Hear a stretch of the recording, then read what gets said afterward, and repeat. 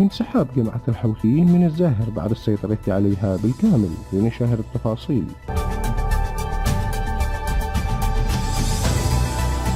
نفذت قوات العمالقة مسؤولية بالمقاومة الشعبية اليوم بشأن هجوم معاكس وتمكنت من استعادة العديد من المواقع التي كانت قد خسرتها إثر هجوم كثيف الذي نفذته جماعة الحوثيين صباحا بمختلف الأسلحة الثقيلة والمتوسطة وطائرات مسيرة مفخخة وتجسسية في مديرية الزاهر بمحافظة البيضاء. وقال الناطق باسم مقاومتها الحميقان إن المقاومة استأنفت في الأثناء هجوما معاكسا بعد ضغط كل الأنساق المهاجمة الحوثية، واستطاعت تحرير بعض المواقع التي سيطرت عليها الجماعة الحوثية في الصباح. وأضاف إن حرب شوارع تدور في هذه الأثناء داخل مركز مديرية الزاهر الحميقان وسط انسحاب عناصر جماعة الحوثي تحت ضربات المقاومة العنيفة. وكانت جماعة الحوثي أحدثت اختراقا في الخط الرئيسي بمركز مديرية الزاهر الحميقان صباح اليوم، غير أن قوات العمالقة والمقاومة تصدت لها وتخوض معها معارك لا زالت حتى اللحظة. وأشار الحميقاني إلى أن الجماعة الحوثية شنت هجمات مكثفة على مركز مديرية الزاهر من عدة جهات مستخدمة مختلف أنواع الأسلحة والطيران المسير. وأوضح أن معارك